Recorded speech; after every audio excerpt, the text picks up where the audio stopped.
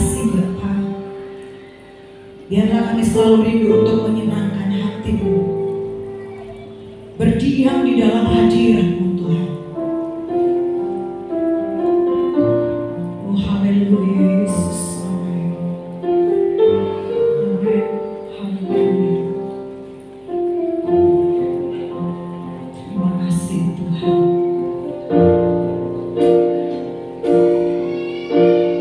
Satu hal yang ku rindu, berdiam di dalam rumah-Mu. Satu hal yang ku minta,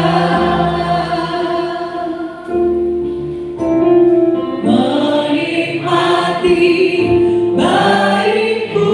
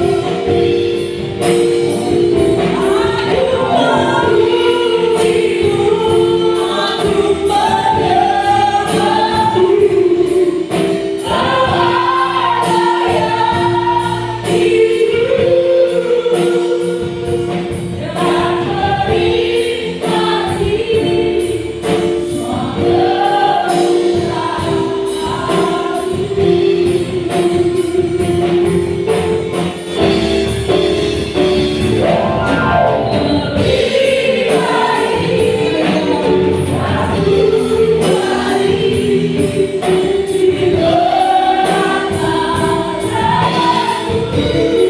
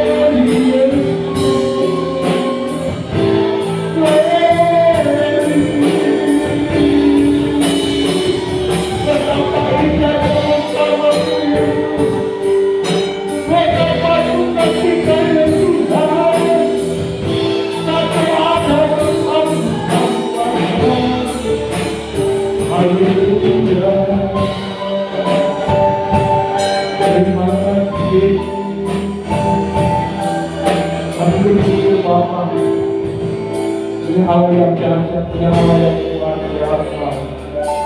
Sehingga hari ini kami memiliki kerinduan yang sama, di mana Tuhan kami mau ada bersama dengan Tuhan.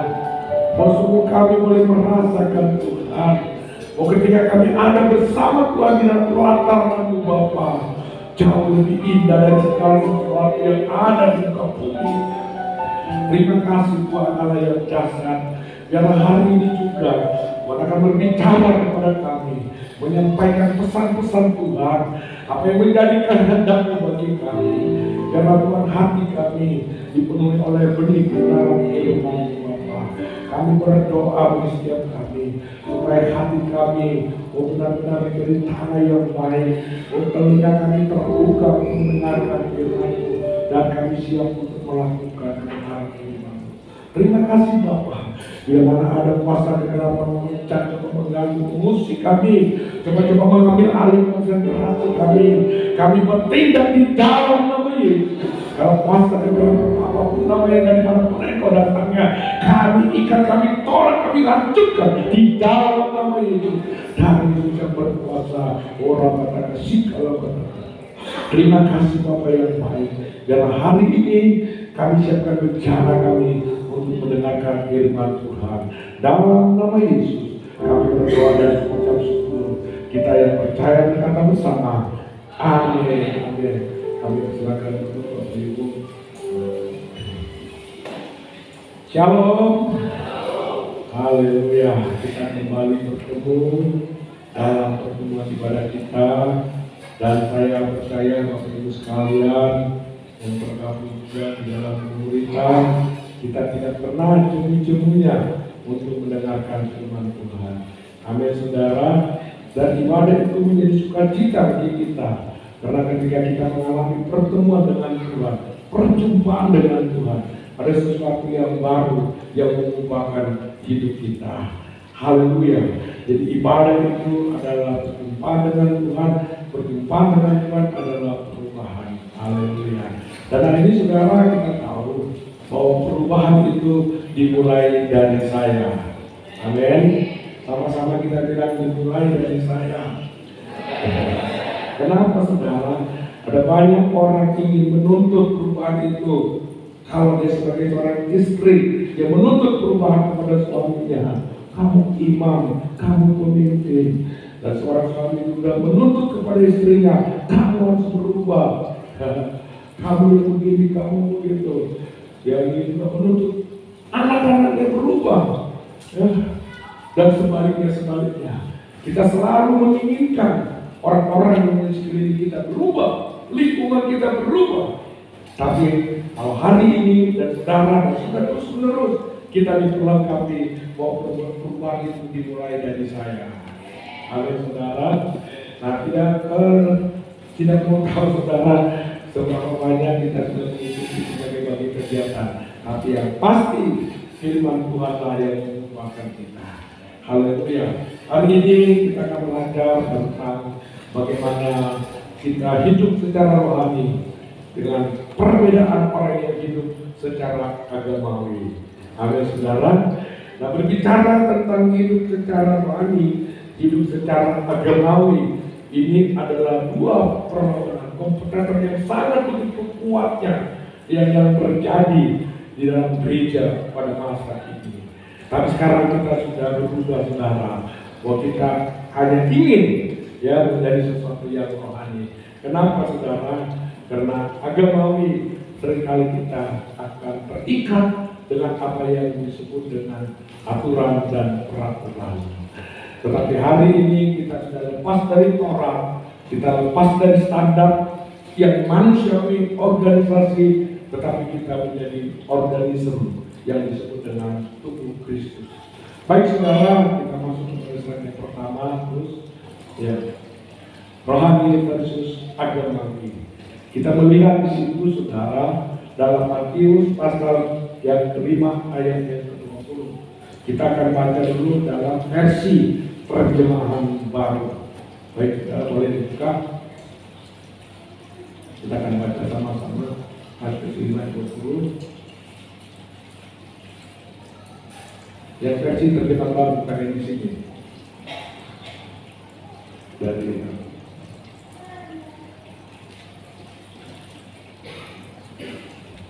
ya, kita akan baca 3, 2, ya.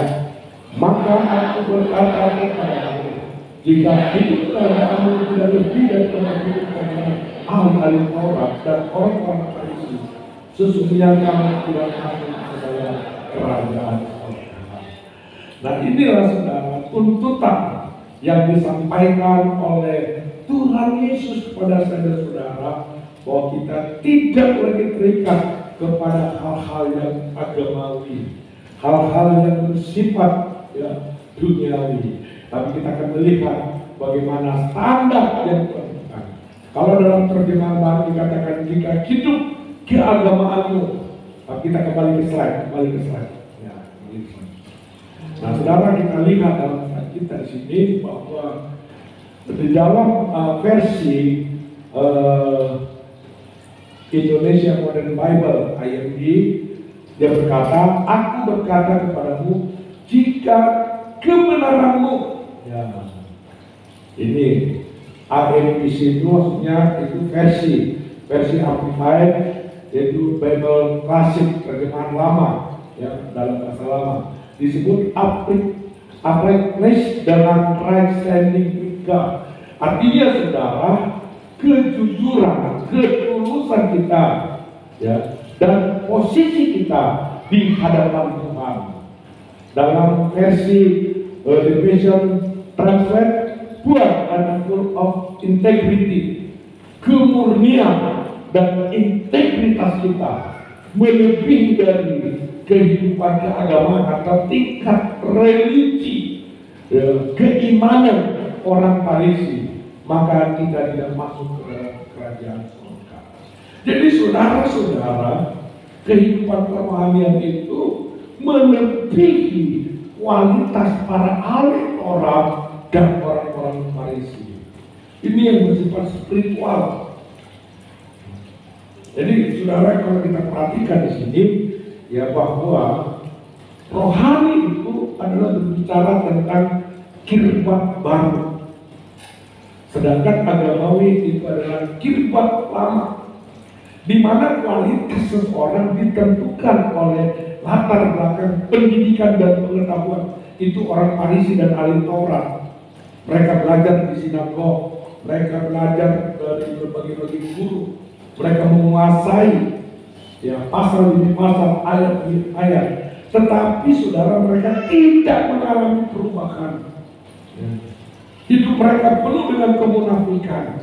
Maka Yesus berkata, kita harus melampaui itu. Itulah kehidupan rohani. Amin, saudara. Nah, jadi berbicara di sini adalah tentang perubahan kita. Bagaimana ketulusan kita, kejujuran kita, bagaimana posisi kita, keberadaan kita di hadapan Tuhan seperti apa. Nah, kalau dia agamawi, saudara, ya, dia melakukan sesuai dengan aturan. Pokoknya tiap minggu dia datang ke gereja, lalu dia mulai masuk berdoa. Kemudian dia menjadi aktivis. Pelayanan dia hanya di gedung. Keluar dari gedung, dia kembali hidup seperti apa maunya. Padahal kita bukan seperti itu. Orang membantukan dari Ukraina sana di lainnya berkata bahwa hidup keimanan kita, gereja yang sesungguhnya adalah setelah kita keluar dari gedung ini. Nah, saudara, nah, jadi kita lihat itu posisi kita. Jadi orang Farisi dibandingkan dengan orang-orang yang biasa dalam kacamata ukuran. Kita bukan siapa-siapa. Kita bukan pejabat gereja. Kita bukan orang yang duduk dalam struktural yang wow. Tapi saudara adalah pelaku imamat yang rajani. Itu yang Alkitab katakan. Maka itulah yang berkenan di hadapan Tuhan. Jadi Bapak Ibu yang terkasih dalam nama Yesus, kita tahu bahwa hal-hal yang bersifat agamawi itu hanya sesuatu yang dapat dilihat, diukur oleh manusia. Tetapi sifat hal yang rohani, bagaimana kita di hadapan Tuhan. Amin saudara, kita keluar dari roh kemunafikan. Berikut, ya. Kalau kita baca di dalam Matius pasal 6 ayat 1, ya kita kembali dalam, ya kita baca 3 ayat. Ingatlah, jangan melakukan kewajiban agamamu di hadapan orang, supaya dilihat mereka. Karena jika demikian, kamu tidak beroleh upah dari Bapamu yang di sorga. Katakan amin. Amin. Jadi saudara, kita selama ini, saya juga selama ini memiliki mindset yang salah. Ya. Bagaimana saya sudah diketahui orang lain, dilihat orang lain, oh saya tampil, oh saya ambil bagian, oh saya di sini, oh saya begini, oh saya begitu. Tidak didasari dengan ketulusan, tetapi supaya dilihat orang, supaya dipuji orang, supaya disanjung orang, supaya dihormati orang. Nah ini yang keliru. Oh saya dikenal oleh tetangga saya sebagai seorang penjaga gereja, sebagai seorang aktivis gereja. Oh keluarga saya kalau saya datang, oh mereka tuh sangat begitu salut menghormati saya karena mereka tahu siapa saya. Nah maka kita melihat orang Farisi selalu menampilkan simbol-simbol yang dapat dilihat orang. Dari mana? Dari jubahnya, pakaiannya, ya, kata-katanya, dan selalu saudara menghakimi orang dengan memakai ukuran firman Tuhan. Masa begini, kenapa begitu? Tapi kan, dia selalu kata-kata di keluarga. Tapi bilang oleh Alkitab, dikatakan Alkitab, orang yang seperti ini tidak beroleh upah. Banyak orang yang udah capek jadi pendoa, capek jadi ini, capek jadi itu. Saudara dia bertanya, kenapa yang harus begini? Kenapa? Karena dia melakukan supaya dilihat orang, supaya dihargai orang, supaya dihormati orang. Tapi hari ini, saudara-saudara yang menjadi sahabat Kristus, yang menjadi murid sejati, yang sudah masuk di dalam kingdom life, kita harus hidup secara rohani. Amin saudara, katakan kiri kanannya, kita tidak agamawi lagi. Haleluya. Jadi kalau dalam terjemahan TSI di sini dikatakan hati-hatilah, ya, hati-hatilah. Ya. Apa yang menjadi motivasimu? Ya. Jangan kita memamerkan perbuatan baikmu di depan umum supaya orang-orang memperhatikan dan memujimu. Beda dengan bersaksi, ya. Beda dengan memamerkan. Ya kan? Ada orang pamer, ngasih bakso di foto, diundang, dan lain sebagainya untuk dipamerkan. Supaya orang bilang, oh gereja seperti ini, dan lain sebagainya. Kemudian tujuannya supaya kita ini mendapat perhatian dan mendapatkan pujian. Ini yang membuat banyak orang stres, ikut Tuhan stres, jadi pelayan stres, karena terus ada tuntutan. Tapi saudara, Tuhan menginginkan kita tulus dalam melakukan sesuatu. Katakan amin saudara. Kita tulus saudara. Jadi kita tidak berebut sesuatu hal yang semu, tapi Tuhan mau kita berbuat baik. Segala sesuatunya Bapa di surga yang melihat. Amin. Saya tahu saudara, saya menyadari Bapak Ibu kita di tempat ini banyak yang berbuat baik, banyak yang melakukan hal-hal yang mulia. Tapi tidak dipamerkan, tidak diberitakan bagi orang lain.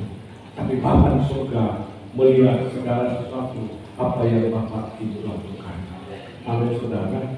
Jadi kita tidak perlu ngotot-ngotot. Saya selalu begitu, kalau orang nanya begini-begini saya langsung diam. Ya. Oh enggak, saya begini, tidak perlu lagi saudara. Karena kebenaran kita cukup Tuhan yang tahu.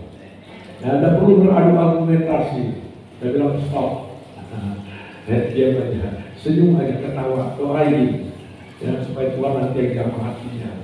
Nah, jadi saudara, kadang-kadang kita terintimidasi dengan pengaruh-pengaruh dari luar. Oh tidak, saya begini. Oh enggak, saya begini. Saya sudah begini, saya sudah begitu, dan sebagainya. Enggak perlu, cukup Bapa di surga yang tahu. Oleh saudara, supaya kita mengalami saudara apa yang disebut dengan anugerah Tuhan. Ya, anugerah Tuhan. Terkali saudara kita ya, kepada pemimpin lah, coba perhatikan, lihatlah, tanyalah bagaimana begini dan lain sebagainya. Padahal sebenarnya ketika itu pun saya pikir kita, Tuhan sedang menggerakkan kita, bukan menuntut orang lain, tapi kita harus tahu semua kita adalah imamat yang rajani yang dipanggil oleh Tuhan.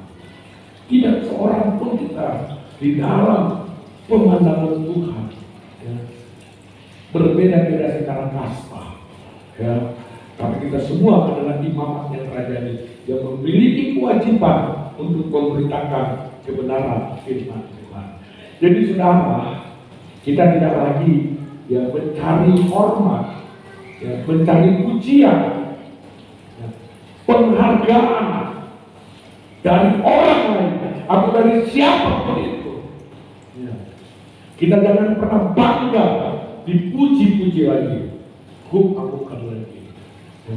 Orang seringkali bertanya, Pak, kenapa sih Bapak udah begini capek-capek lagi dimurkan, begini lagi, begitu lagi, begini.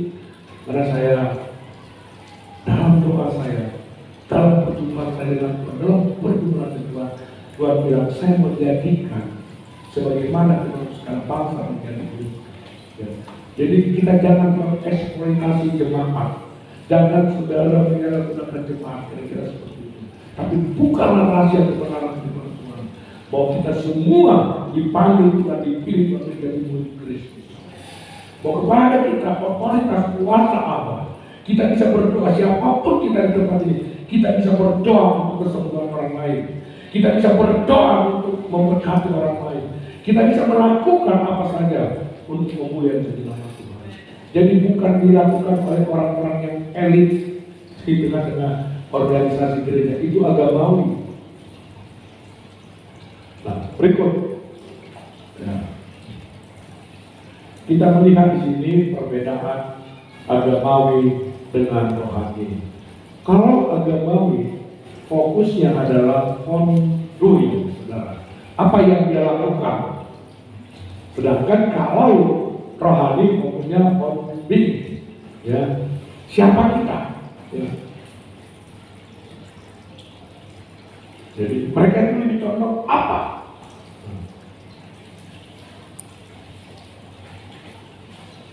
Bagaimana perbuatan saya bisa dilihat orang lain? Ya. Kalau ditanya, Tuhan, siapakah aku di Tuhan di hadapanmu? Aku hanyalah tangannya debu yang tidak berarti, tapi engkau anugerah dan kuasa-Mu kasih-Mu untuk aku bisa melakukan ini, untuk aku bisa berbuat ini, untuk aku bisa begini. Jadi saudara, siapa kita? Adakah kita menjadi anaknya? Adakah kita menjadi muridnya? Adakah kita menjadi pelaku kebenaran firman Tuhan?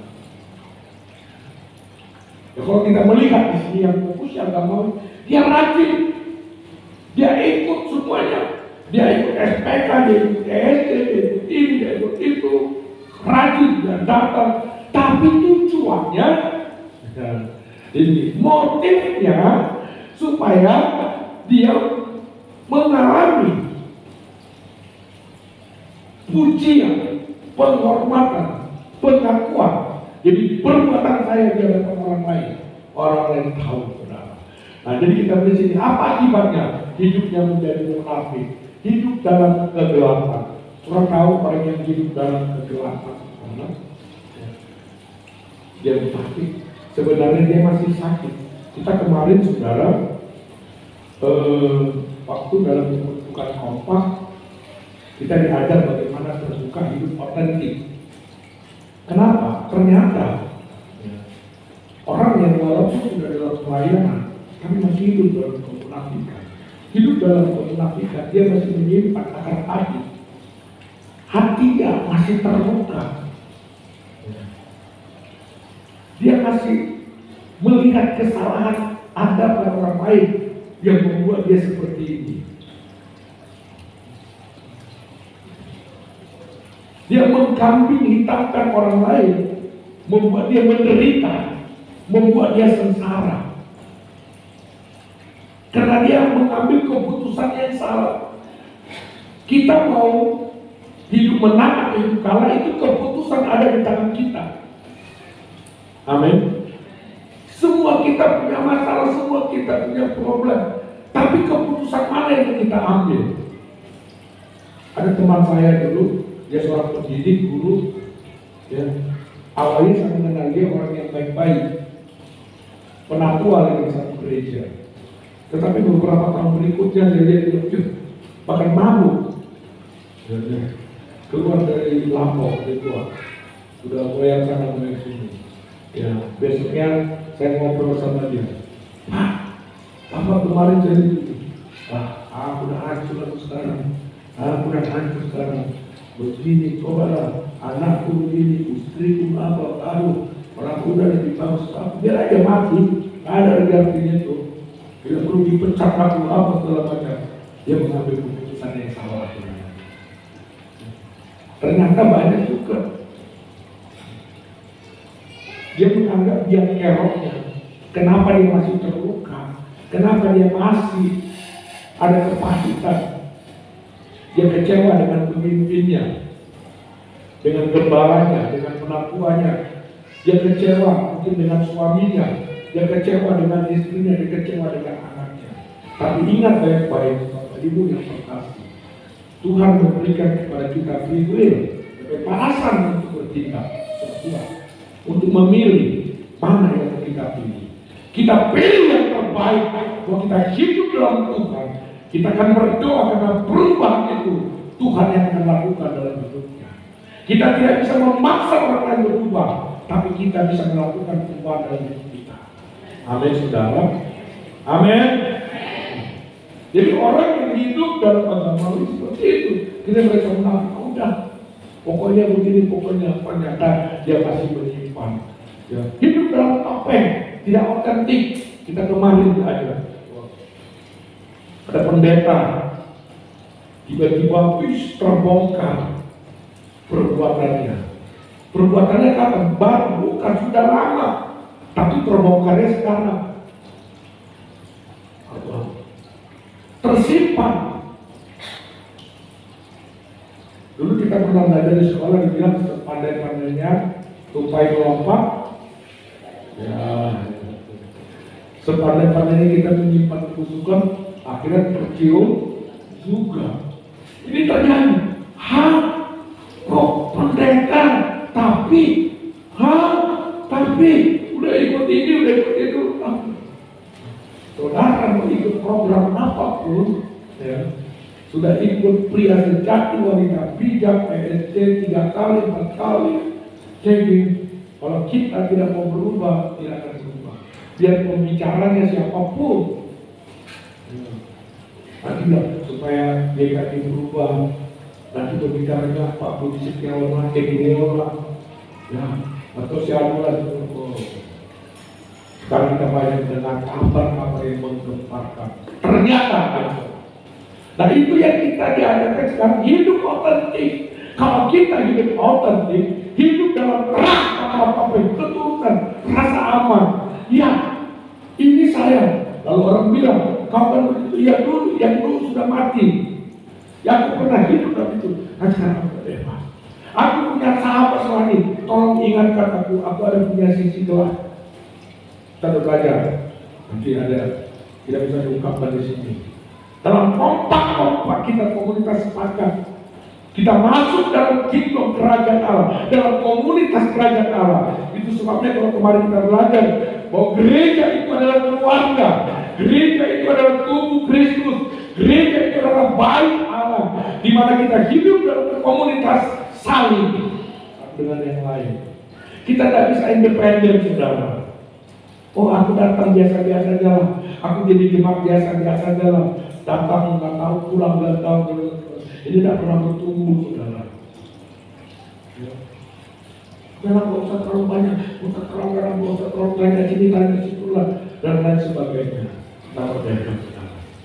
Saya yakin, saya sadar, banyak orang yang mengenal saya lengkap dengan nomor-nomornya, nomor rangka saya, nomor mesin saya, ya. Kemudian juga saya orang sini juga kan, dan alatannya betul, siapa itu, anak siapa itu, seperti apa itu, ya saya terbuka dia betul. Tapi saya puji Tuhan oleh karena anugerah Tuhan, saya diberikan oleh Tuhan, saya dibuahkan oleh Tuhan. Amin, saudara. Nah, saya masih ada hal-hal yang salah pasti. Nah, itu makanya ada Bapak Ibu karena mengingatkan saya, menegur saya, ada sahabat saya, kompak saya, ada mentor saya. Ya, saya juga punya mentor. Dia bilang, oh masih ada Bapak, saya bilang nggak boleh begitu. Dan tegur langsung. Itu salah. Siapa? Karena dia berubah. Tersinggung, nggak tersinggung. Kalau begitu karena Bapak hancurlah habis. Ya, baik dalam kepemimpinan secara penggembalaan, baik secara pribadi saya, ya beliau selalu mengkoreksi. Sahabat-sahabat rohani saya selalu mengingatkan saya. Termasuk Bapak Ibu semua, kita adalah keluarga. Amin, saudara. Nanti itu polanya. Jadi kalau orang yang hidup dalam kemudian hidup dengan topik kepalsuan tidak aman, walaupun sudah melayani, dia merasa seperti tertuduh, dia merasa seperti terintimidasi, maka kita harus merdeka sekarang.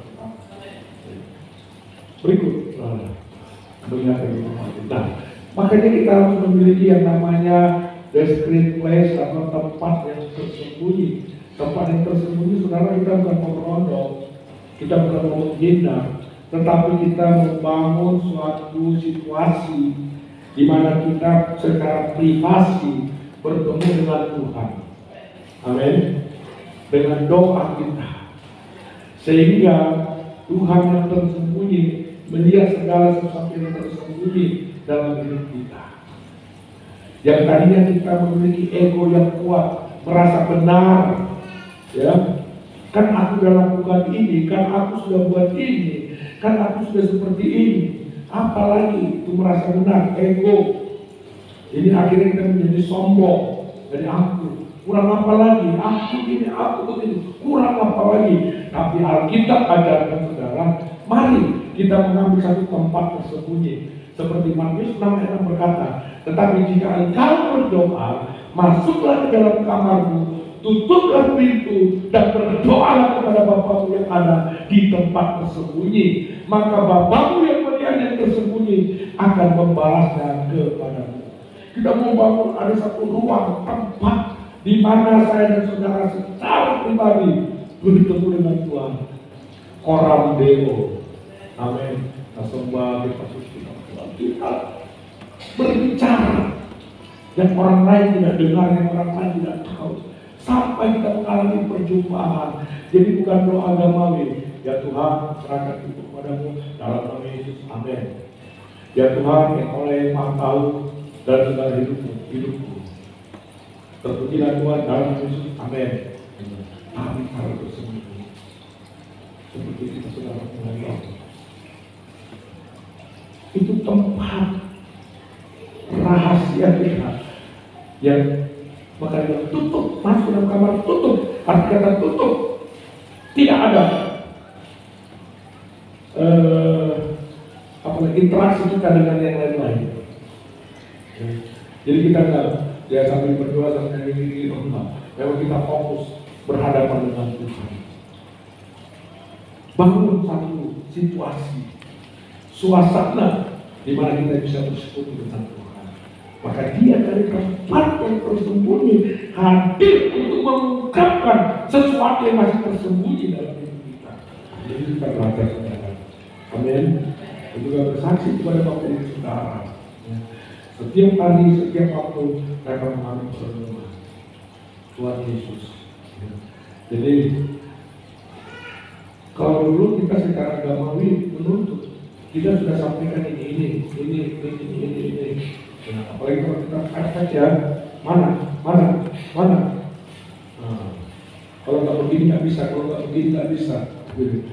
Nah, kita tahu Tuhan itu penuh anugerah. Dia menerima kita apa adanya. Tapi yang penting Tuhan mau kita tulus dan mengaku di hadapan Tuhan, terbuka di hadapan Tuhan. Ya. Tuhan mau seperti itu. Kita mengaku Tuhan itu maha tahu. Kita tidak kasih tahu dia tahu, tapi Tuhan butuh pengakuan kita. Amin. Tuhan butuh pengakuan kita. Jika kita tidak ingin menjadi orang yang agamawi, jadi bangun, jadi tata ruang Maha Kudus, tata kasih karunia, tempat perlindunganmu, itulah kamar pribadi intim dengan Tuhan. Jadi ini berbicara tentang intimasi dengan Tuhan. Harus menjadi gaya hidup kita. Ambil saudara, gaya hidup kita. Ambil waktumu, saudara. Ya setiap kali. Untuk menyerahkan semua yang terjadi. Dan kita jangan, kenapa ya? Saya sudah begini, tanpa begini. Apa kata dunia nanti? Kita bukan apa kata dunia, tapi apa kata Tuhan. Ambil saudara. Karena dunia sukanya menghakimi, percuma, ya. Percuma soalnya kan, itu seringkali mengukur sesuatu tujuannya untuk menghakimi. Tapi saya dan saudara dengan tulus bisa menerima apa adanya. Karena seperti Yesus menerima kita apa adanya. Amin. Puji Tuhan. Berikut. Nah, agama tadi fokusnya adalah apa yang kita kerjakan dan sebagainya. Rutinitas ibadah dan pelayanan tanpa pertobatan sejati, ya, tanpa pertobatan sejati. Jadi kita jangan terbelenggu dengan yang namanya kelulusan program. Oh, aku sudah CDL, sudah ada sertifikatnya. Nah, ini kan, sudah ada. Oh, aku udah ESD. Berikut sudah ada sertifikatnya. Oh, aku sudah Kingdom Encounter, sudah ada, dan lain sebagainya. Kita jangan terpengaruh dengan itu. Ya, lagi sekali tidak persoalan sudah berapa kali kita mengikuti berapa banyak. Ya, Tuhan tidak menuntut mana sertifikatnya. Ya, Tuhan tidak berkata kepada kita, kau sudah SD kenapa masih begini? Kau sudah SPK kenapa masih begini? Kau sudah CDL kenapa begini? Bukan, saudara. Tapi Tuhan mau melihat sampai sejauh mana kita mengalami perubahan dalam hidup kita. Amin. Ya, mungkin saudara untuk menempatkan kita sesuai dengan panggilan dan pilihan dan karunia yang kita miliki itu penting. Tapi lagi sekali itu bukan menjadi ukuran kualitas kerohanian kita. Amin, saudara. Jadi itu sifatnya untuk kepentingan ekonomi. Banyak kemarin teman-teman datang, gembala-gembala, Pak, saya cerita lalu diskusi. Oh, saya sudah menuai Pak tahun 96, menuai. Ya, saya tahu Pak, menuai itu cikal bakalnya menuai, itu namanya SPK. Tapi terjadi satu terus diperbaharui. Firman Tuhan itu tetap baru, kontekstual sesuai dengan situasi dan perkembangan. Dan selalu baru setiap waktu, setiap hari baru. Tapi bukan persoalan. Ya, ada yang bilang saya sudah ikut outboundnya Pak. Ya, kami perlu waktu itu di puncak Pak begini. Tapi persoalannya itu Pak. Ketika saya bercerita tentang perubahan, strategi dan sebagainya, baru berkata iya ya. Termasuk masih boleh kemarin dengan dia bilang, oh saya Pak sudah satu panggung dengan Petrus Agung. Saya sudah satu panggung dengan ini. Iya, persoalan satu panggung dengan siapa? Tapi saudara, Tuhan sekarang mau lihat buahnya, perubahannya seperti apa. Tidak persoalan Bapak Ibu, mau gereja ini banyak orang. Oh kami di gereja A, kami di gereja ini. Oh di gereja ini begini, di gereja itu. persoalan saudara. Tapi adakah ya, perubahan kualitas itu secara rohani? Ya. Jadi itu nggak ada artinya, itu hanya sekedar itu yang disebut dengan ego, saudara. Spiritnya spirit independen, saudara. Jadi, dia tidak berbeda kalau orang yang rohani, saudara, dia terus mengalami Kristus, ada pertobatan, ada pertumbuhan, growth, saudara, ada pertumbuhan. Jadi, saudara, artinya secara intens, secara terus-menerus mengalami perubahan mengarah kepada Kristus. Dan saudara, ketika kita mengalami perubahan, hidup kita hanya bergantung secara total kepada Tuhan. Tidak bergantung kepada orang lain, tetapi kita bergantung kepada Tuhan dan keluarga, sahabat rohani kita. Itulah gereja yang sesungguhnya. Jadi kalau kita tidak punya sahabat rohani, ya, kita tidak punya komunitas rohani, itu keliru. Maka sekarang kita cari teman kita, ya, cari sahabat rohani, mulai rangkul sahabat-sahabat, teman-teman. Jangan kita kesepian di tengah-tengah keramaian. Ya, ada yang bilang aku masuk ya aku masuk kosong dan usah diajak-ajak. Ya, tapi penting susah, tak usah. Aku biasa-biasa aja. Nanti terlalu dalam dengan juga ayat itu. Dan kalau kita memakai standar rohani, amin saudara. Jadi tujuannya saudara, sehingga pola hidupnya orang yang rohani itu yang bergantung penuh. Kita bukan menyerah, tapi berserah kepada Tuhan. Amin saudara. Bergantung kepada pimpinan Tuhan. Karena kita sadar siapa kita. Tetapi sebaliknya, saudara, ya ini yang selalu saya katakan tadi berulang-ulang, dia merasa ya, kalau dia sudah melakukan sesuatu, dia wajib mendapatkannya. Maka kadang-kadang, mari kita puji Tuhan dengan sungguh-sungguh supaya Tuhan memberkati kita. Mari kita datang rajin beribadah supaya penyakit kita sembuh. Itu transaksional. Itu transaksi, saudara. Ya. Mari kita rajin memberi, berkorban, berbuat persepuluhan korban ini supaya Tuhan memberkati kita. Enggak, saudara. Tuhan tidak pernah janji itu. Tapi Tuhan janji orang yang tulus datang kepada Tuhan, maka dia akan mengalami perubahan dalam hidupnya. Maka dia akan mengalami kedewasaan secara mentalitas, kedewasaan secara spiritual. Maka dia bisa meresponi apapun yang terjadi, dia tetap bersyukur. Apapun yang terjadi, dia tetap bersyukur kepada Tuhan. Amin saudara. Ya. Saya alami saudara, saya sedikit bersaksi. Anak saya, guru saya, Chris, dia bilang, Pak, apa Tuhan tidak tahu, Tuhan tidak lihat Pak, apa yang terjadi sama saya. Kami punya visi, kami lakukan ini, kami lakukan. Nah, kami berbuat sampai kepada akhirnya, dan sampai detik ini Pak, kami bersedih. Tetapi kenapa kebahagiaan aku dirampas? Saudara, mungkin saudara buat hancurlah kita. Aman saya, hati di mulut keluar pergi saudara. Dan saya bilang, mari kita bersyukur sama Tuhan. Tuhan sangat baik. Bapak, jangan manipulasi firman Tuhan sama saya. Saya konselor Pak, bukan satu dua yang saya layani, ratusan. Bahkan ada yang mengaku, kurang lebih 30 sampai 35 mengaku, terima kasih atas nasihat Ibu, atas semua yang berpajak kami nggak jadi bunuh diri. Dan itu bukan dia menyaksikan saudara, ya mentornya Ibu Hedi.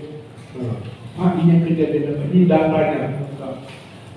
Tapi dia bilang masuk, Tuhan itu di mana? Lalu saya bilang kepadanya, nah itulah dalam situasi apapun kita bersyukur dan bersyukur. Dan kemenangan yang kau rasakan sekarang ini, itulah pertolongan Tuhan. Sukacita yang kau nikmati sekarang ini, kau bisa tegar, kau tidak putus asa, kau tidak melakukan perbuatan yang menyimpang, itulah bukti kesaksian hidupmu. Bahkan dalam situasi kau dalam sudut kau menyelamatkan orang lain. Bukan semua orang bisa melakukan itu. Ya. Bukan semua orang melakukan itu. Tapi justru kau lihat bagaimana Tuhan yang memakai hidupmu ya, untuk pekerjaan Tuhan. Ya. Banyak anak-anak dari kota-kota terpencil, dari daerah-daerah desa-desa terpencil kan, sudah menganggap dia sebagai ibu mamanya. Mereka ada 5 tahun, 10 tahun bertemu dengan orang tuanya. Dan saudara yang terkasih dalam Tuhan Yesus, saya ajarkan kepada dia bahwa duka citamu, kesengsaraanmu, penderitaanmu tidak menjadi satu alasan untuk kita bisa mempersalahkan sana, mempersalahkan ini. Justru disitulah kau melihat bagaimana kebaikan Tuhan, bagaimana luar biasanya kuasa Tuhan menyertai hidupmu, dan akhirnya dia bisa kesembuhan buat Tuhan dan tetap setia melayani Tuhan. Amin saudara, amin. Nah, mereka tahu, kita tahu keluhan anak, cerita ibu. Amin saudara, ya kan? Kalau anak kita demam, yang gelisah siapa? Ibunya. Anak-anak kita bawa orang tua yang gelisah semangat. Nah, tapi kita tetap kuat karena Yesus ada bersama kita. Amin. Kingdom conquer. Saya pulih, saya menang karena Yesus ada. Amin. Haleluya. Beri kemuliaan bagi Tuhan. Nah, berikut. Nah, itu sebabnya orang yang agama itu fixed mindset. Berpegang teguh kepada pikiran. Tidak, harus begini. Makanya Pak, kenapa sih gereja kita gini-gini aja? Oh, gereja kita ini sudah hancur. Oh, gereja kita ini sudah begini dan sebagainya. Kenapa? Karena tidak begini, karena tidak begitu. Nah, jadi berubah jamaah. Kita grow, bertumbuh, mengalami perubahan, pertumbuhan terus. Nah, jadi sekarang dengan apa? Dengan rendah hati dan lemah lembut, seperti Matius 9. Pikulah yang kupas, belajar kepadamu. Semua kita punya kuk itu apa? Tanggung jawab. Kuk itu tanggung. Kita semua diberi tanggung jawab dengan satu peristiwa, dengan sesuatu yang terjadi. Itulah tanggung jawab kita. Bukan kita menuntut orang lain itu bertanggung jawab, tapi tanggung jawab saya. Amin. Semua kita diberi. Nah, akhirnya apa? Orang yang tidak mau menjadi sombong. Dia tetap memakai standar. Nah, gak boleh begitu, harus begini. Ya. Tidak bisa kenyataan. Yang menolak sesuatu yang tidak sesuai dengan sesuatu yang dia pikirkan, yang langsung tinggalkan, langsung lupakan, yang langsung abaikan. Tapi orang yang mau bertumbuh jangan rendah hati, jangan melihat, jangan menganalisa. Iya, oh seperti itu. Saya bisa memaklumi, saya bisa menerima dia, saya berdoa untuk dia. Amin saudara. Kita bisa mengalami kebangun, kita bisa mengalami keterpurukan. Tapi kalau orang sudah agama itu hukum, ya, lalu vonis, nggak bisa. Ya. Kalau sudah mengikuti ini, nggak boleh lagi, nggak boleh lagi mengalami ini, nggak boleh lagi. Tapi sudah yang terkasih, kita belajar orang yang menjadi rendah hati, ya, supaya kita tidak lagi terbebani oleh kuk itu. Kita tidak merasa stres, kita tidak mengalami depresi dengan tanggung jawab yang diberikan. Karena capek kali aku aja, masa begini, masa begitu, yang lain mana? Ya kan? Nah, saudara ya. Bertanya saudara yang lain tadi kita tanya, ya kamu ngerjakan ini, ngerjakan itu, melakukan itu capek enggak? Kalau secara daging sih capek, tapi ya puji Tuhan, karena aku melakukannya dengan tulus, aku mengerjakannya tanpa beban di hati, jadi ringan kok. Ya, ringan. Amin saudara, ringan semuanya. Ibu-ibu lebih tahu itu. Kalau kerja itu mau ngapel, ini masak. Kalau sambil nyanyi-nyanyi, pasti selesai ringan semuanya. Tapi kalau sambil merepet, hancurlah dunia. Bisa perang dunia ketiga. Kalau sambil marah-marah, apa begini, aduh, semua lari dari rumah. Ya, jadi kali masuk rumah, kucing pun gak kali masuk. Ya kan? Berada rumah, ini lagi ngapain kembali? Wah, nah semua itu. Tapi kalau sambil bernyanyi, mereka tidak terasa sudah selesai semuanya. Kain sudah digosok, sudah dilipat, motornya, ya. Masih bisa lagi nonton sinetron. Oh, enggak, berdoa. Orang demo, amin. Nah, jadi saudara, kita belajar. Ya. Bukankah tidak begitu berat beban yang diterima oleh Yesus?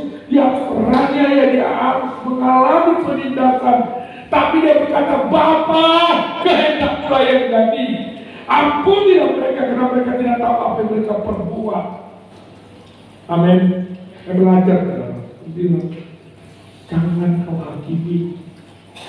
Apapun kesalahan mereka, saya belajar, saya bertobat, saudara. Ada semua. Apapun kesalahan mereka, jangan kau hakimi. Ampunilah mereka. Karena kau pun kuterima karena itu. Gak kulihat kekuranganmu, kebodohanmu, kelemahanmu, tapi aku bisa menerima kau apa adanya. Berdoa sampai Tuhan mengubahkan hidupnya. Amin saudara.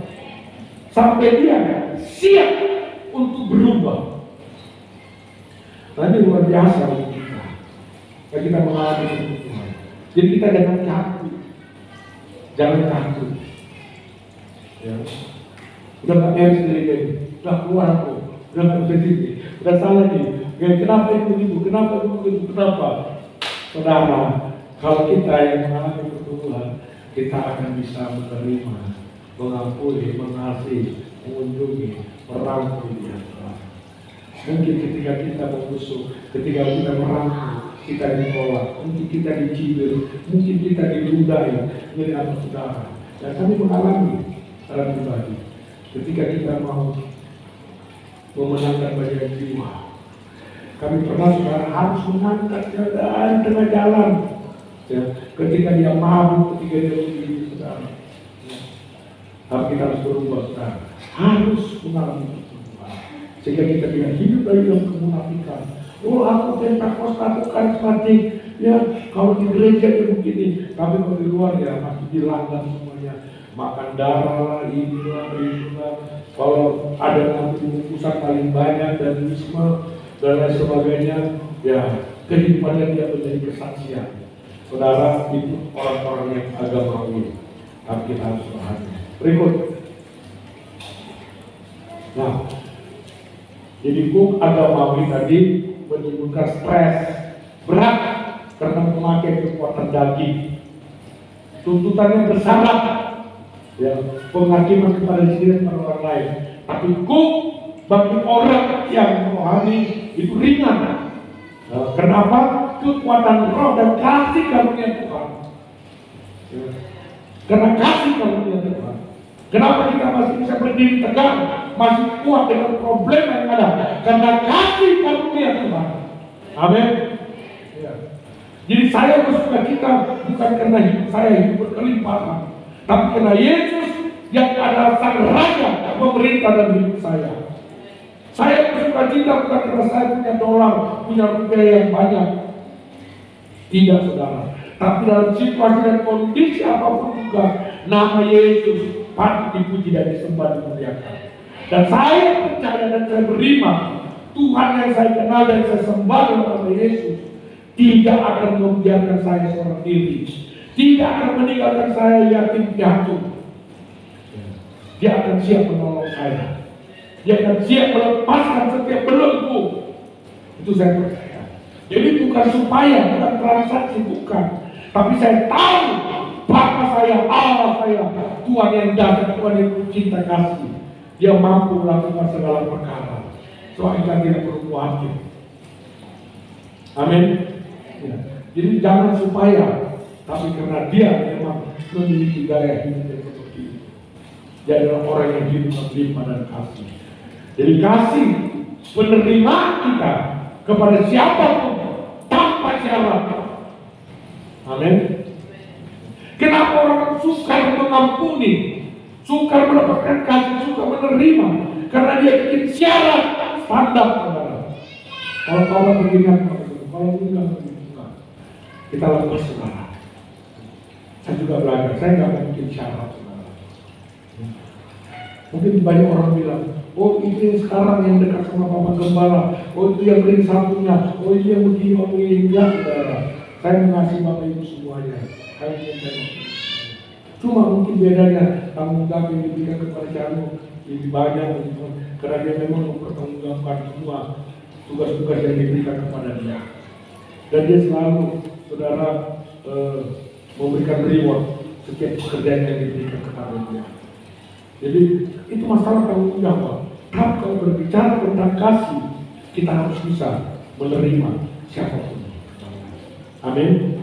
Saya orang yang hidup dengan standar yang luar biasa tadinya. Bapak saya, mama saya bukan orang rohani, tapi standarnya apalagi mama saya luar biasa. Kalau bapak saya keluar dari rumah, kalau bapak begini muda atau lagi, memang datang anak nggak tahu diri. Oh, kau pikir siapa kau? Jangan gini-gini. Ya, makan diatur. Ikan selain sudah kecil dibagi 3. Ini pagi, ini siang, ini sore. Nah. Makanya saya ketemu dengan istri, waktu makan ikan kumpul 1 orang bisa 3 ekor. Dikali ikan selain seperti ini, bagi 3. Kalau habis sudah habis. Jangan cari-cari yang lain lagi.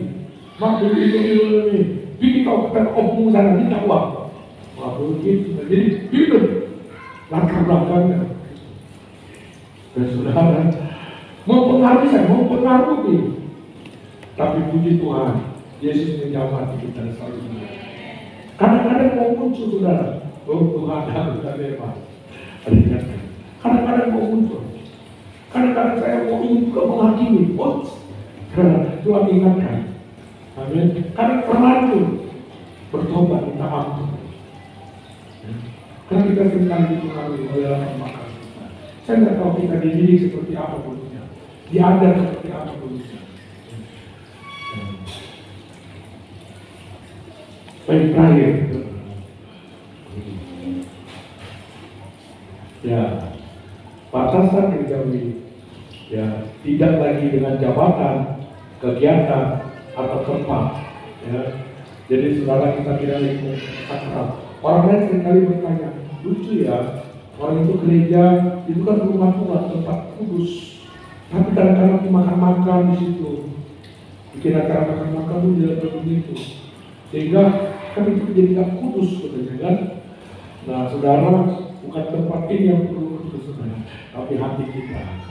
Karena itu adalah baik Allah yang sesungguhnya. Amin saudara. Ya.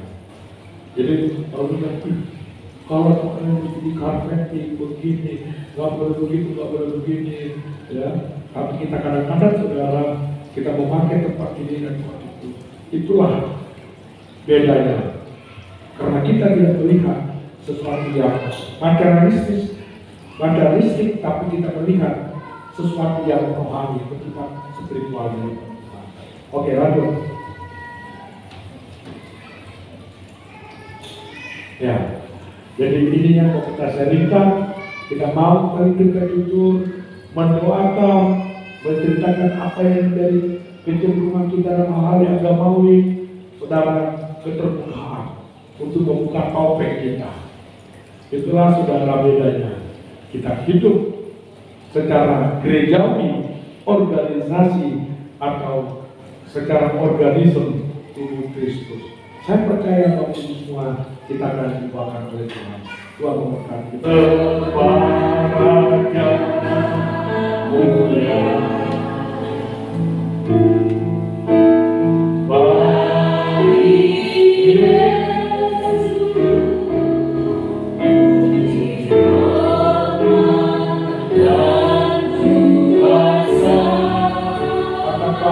Aku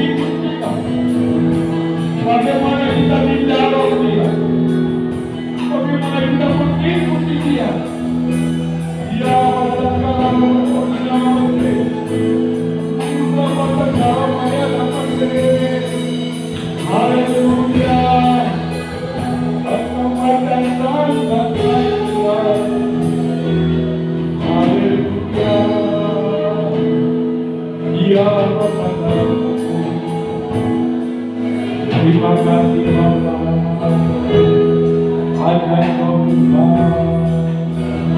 ada kasih Yesus, ada kasih Kau yang berkati, Engkaulah kami siapa kami, Engkaulah penasihat ajaib kami, Engkaulah kekuatan kami, bagimu berserah, bagimu berserah. Haleluya. Ya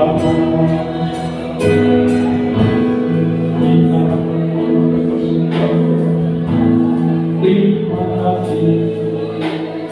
Oleh karena kasih kemurahan kami ada seperti mana ada. Kami hidup dalam kerajaan sebagai komunitas orang percaya. Kami hidup saling membangun, saling mengingatkan, saling menegur Bapak. Bahwa firman-Mu tidak pernah berubah Bapak. Untuk mengasihi kami. Oleh Engkau menerima kami sebagaimana adanya. Biarlah setiap kami Tuhan, kami patahkan dalam penghakiman. Kami patahkan segala kuasa-kuasa kegelapan yang seringkali Tuhan mengacaukan pikiran dan hati kami. Tapi hari ini firman-Mu yang hidup, Roh yang hidup, itulah yang berkuasa dalam hidup kami. Oh, hari ini kami telah dibebaskan dari berbagai-bagai belenggu, baik itu sakit penyakit, kesusahan, apapun adanya. Dan kami bersuka cita karena Yesus raja di atas segala raja, bertata dalam hidup kami, berkuasa atas hidup kami. Biarlah kami Tuhan hidup rukun damai sejahtera. Karena demikianlah Engkau akan memerintahkan kerja-Mu turun atas setiap umat-Mu yang hidup di dalam kerukunan dan damai sejahtera. Terima kasih Bapa kami. Terima kasih Tuhan kami yang dahsyat. Biarlah setiap kami Bapa hidup secara otentik, terbuka. Kami tidak seorang pun yang memakai topeng lagi Tuhan. Tapi kami benar-benar Tuhan menyatakan inilah hidup kami. Inilah keadaan kami. Biarlah Tuhan Yesus yang akan menyempurnakan kami. Biarlah firman-Mu yang menyempurnakan kami. Karena tidak ada seorang pun kami yang dapat hidup sempurna di hadapan tanpa penyertaan-Mu. Terima kasih Bapa. Ajar kami untuk saling menerima Bapa Tuhan yang lain. Roh penolakan, roh penghakiman, pengucapan kami sholat di dalam nama Yesus. Terima kasih Tuhan. Terima kasih Bapa. Sebentar kami akhiri kepada kami. Biarlah Tuhan, setiap kami mempersembahkan tujuh roh kami dan menerima kasih anugerah daripada-Mu. Jika kami menjadi murid Kristus yang siap bersaksi, siap memberitakan, siap menjadi terang, siap menjadi garam dimanapun kami berada. Turunlah berkat anugerah-Mu, kasih setia-Mu, serta persekutuan Roh Kudus menyertai kami hari ini dan sampai selama-lamanya dalam nama Yesus. Haleluya, Maranatha. Maranatha. Amin.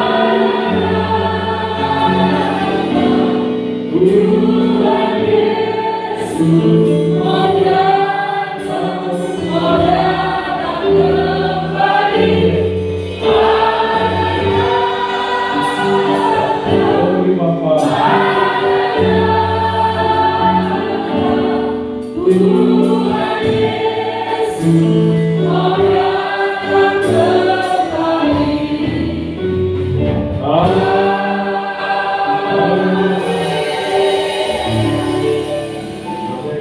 Tuhan memberkati kita semuanya. Shalom.